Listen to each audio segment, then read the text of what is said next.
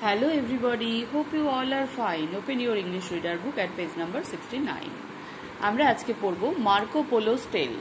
Marco polo ছিলেন একজন ইতালীয় পর্যটক যিনি দীর্ঘদিন এশিয়া মহাদেশে এসে এখানে থেকেছেন এবং সেই সময়কার নানা রকম তথ্য তিনি লিপিবদ্ধ করে রেখে গেছেন তার লেখায়। সেখান থেকে আমরা সেই সময়কার ইতিহাস সম্পর্কে অনেক কিছু জানতে পারি।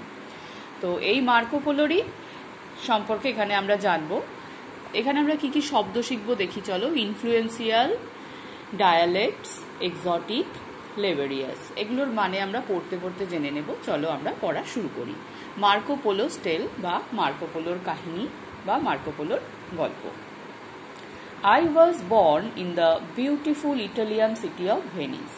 আমি জন্মগ্রহণ করেছিলাম ইতালির খুব সুন্দর একটা শহর ভেনিসে।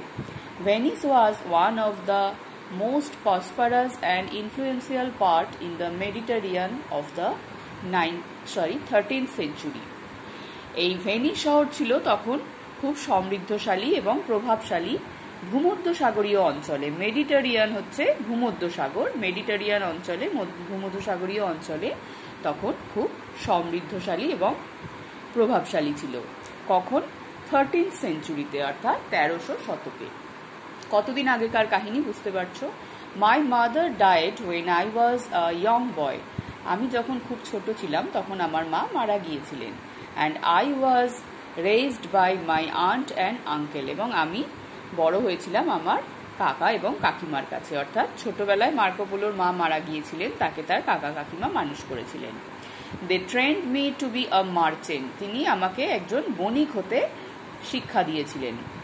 Besides reading, writing and arithmetic, পড়া, লেখা এবং পাটিগণিত ছাড়া, I learned about using foreign money, আমি বিদেশি মুদ্রা বা বৈদেশিক মুদ্রা বা বিদেশের টাকা ব্যবহার করতে শিখেছিলাম। জাজিং প্রোডাক্টস, পণ্যদ্রব্যকে বিচার করতে, অর্থাৎ কোনটা ভালো কোনটা খারাপ, কার কোয়ালিটি ভালো কার কোয়ালিটি খারাপ, সেগুলো বিচার করতে শিখেছিলাম। অ্যান্ড হ্যান্ডলিং কার্গো শিপস, এবং পণ্যবাহী জাহাজ সেগুলোকে চালাতে শিখেছিলাম। আই লাভড অ্যাডভেঞ্চার, আমি রোমাঞ্চকর অভিযান ভালোবাসতাম।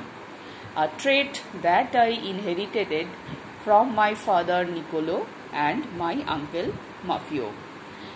একটা ট্রেট অর্থাৎ এটা আমার একটা বৈশিষ্ট্য বা গুণ ছিল যেটা আমি ইনহেরিটেড করেছিলাম বা বংশ পরম্পরায় পেয়েছিলাম। কার থেকে?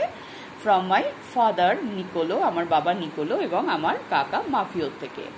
ইন 1271, 1271 সালে, অ্যাট দ্য এজ অফ 21, 21 বছর বয়সে, I accompanied my father and uncle on a great voice to the east at the invitation of কুবলাই Khan, the ruler of China. তাহলে 1271 সালে 21 বছর বয়সে তিনি কি করেছিলেন? I accompanied my father and uncle, আমি আমার বাবা এবং কাকার সাথে গিয়েছিলাম। অ্যাকম্পানি করা মানে সঙ্গে যাওয়া। কোথায়? অন আ গ্রেট ভয়েজ, একটা বিশাল যাত্রা করেছিলাম। ভয়েজ মানে যাত্রা করা। কিসের উদ্দেশ্যে? তারা পূর্ব দিকে যাত্রা করেছিলেন, অর্থাৎ এশিয়ায় এসেছিলেন ইউরোপ থেকে।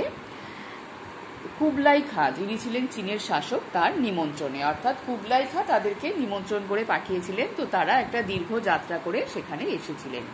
We started our journey from Venice by sea, আমরা ভেনিস থেকে আমাদের যাত্রা শুরু করেছিলাম সমুদ্র দিয়ে।